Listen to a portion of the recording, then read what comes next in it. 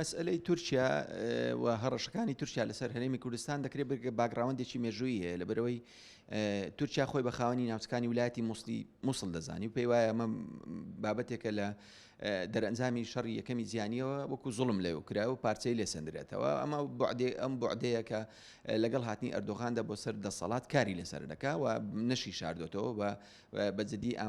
باسی ئەم بەرنامێ دەکا کە هەوڵێکەیە لە دوایی ئەوەی کە بتوانێت دەسەڵاتی تورکیا بۆ ناوچەکانی ویلایەتی مووسڵ بژێڕێتەوە. ئەمە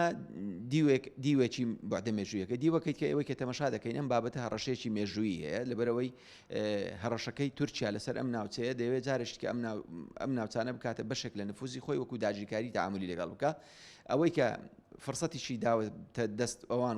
وەکو بڵێ بیانوەیەک بۆ ئەوی بتوانن کار لەسەر ئەم مەسەلەیە بکەن مەسەلەی بوونی هێزەکانی پەکەکەی لە ناوچەکانی قەندیلدا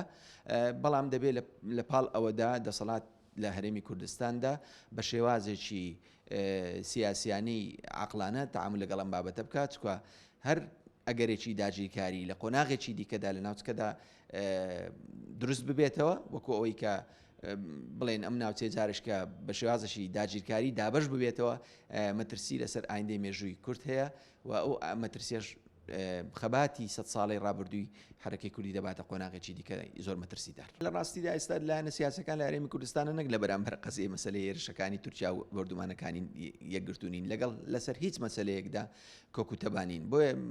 مەسەلەی یەکگرتنی ناوماڵی کورد بۆ هەموو ئەو پرۆژانەی وجودی هەیە لە ناوچەکەدا چ لە ڕووی سیاسی چ لە ڕووی کۆمەڵایەتی چ لە ڕووی اقتصادیەوە گرنگی ئەهمیەتی خۆیە بەنسبەت ئەو مەسلەی کە تۆ پرسیارت دەبارەی کرد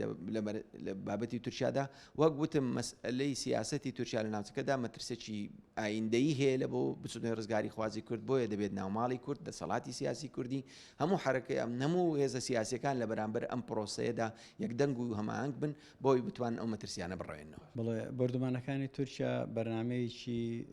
دوورمەودایە لە بۆ داهاتوو بەڕاستی و ئەو داگیرکاری تورکیا بەردەوامی کردووە لە بۆ پاراستنی ئەمنی سنووری تورکیانە بە پێچەوانە بەڵام پاساوێکە هەبوونی پەکەکەش لە سنوورەکە هەر پاساوە جارێکی تریش چکە و بەرنامەی استراتیژی داهاتووی هەیە چکە ئەگەر وانە بێ لێک کاتە حزوری هێز و دەسەڵاتەکانی تورکیا لە کۆمەڵە وڵاتی تر لەسەر بنەمایەکە دوێنێ لە لیبیا بوو مەسەلەن بۆیە ئەو پرسیەکی نەزعەیەکی قەومی تورکی سرفە بۆ پەلهاویشتنە بە تایبەتیش مەبەستێتی ڕۆژئاوا بە دەرەجێک و باشووریش کوردستانی هەرێمیش بە پلە دوو دەیەوێ کۆنتترۆلیکا و بە پاساوی تریش ڕەنگە بۆ داهاتوو بە پێی زیندووکردنەوەی پەیمانی تێپەڕبوونی 100 ساڵ بەسەر پەیمان و لوزان و سێڤەر و ئەوانە شتێکی تریش وا لە ئارەدای ڕەنگە 4 ڕۆژتر نەقدی ئەم مەعاهدەیە بکات و بێوێشتێکی دەستکەوی شەڕێک لەسەر ئەوەش بکە بۆیە تورکیا بەرنامەی داگیرکاری هەیە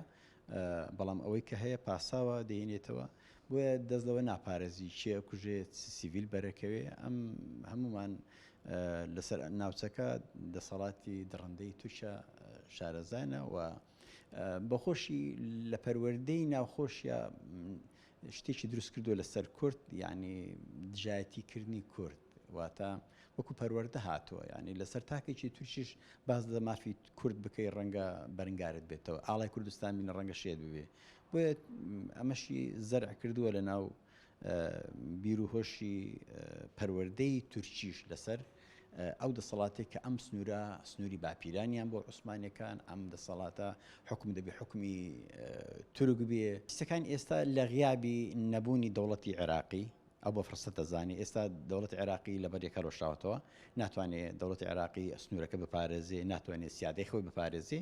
بۆیە کە ناتوانێت سیادەی خۆی پارێزێ ئەمیش فرسەت لەوە دەخوازێ کە لە ئێستادا هەرێمیش قەدەری محکومە بە دەوڵەتی تورکیا و بە تایبەتی لە پارتی دموکراتی کوردستان کە لە ئێستادا شەرایینی ژیانی خۆی ڕەبت کردووە بە تورکیاوە چ لە ڕووی نەفتەوە چ لە ڕووی کۆمەڵێک بابەتی سیاسی ترەوە بە مەرجی پاراستنی زەمانەتی مانەوەی هەموو ئاسانکاریێک بۆ تورکیا کراوە بۆیە تورکیا لە هیچ ناسمرێتەوە ئەگەر بێت و کوردستانش داگیر بکە هێزی ترنی پێ بڵێ بۆ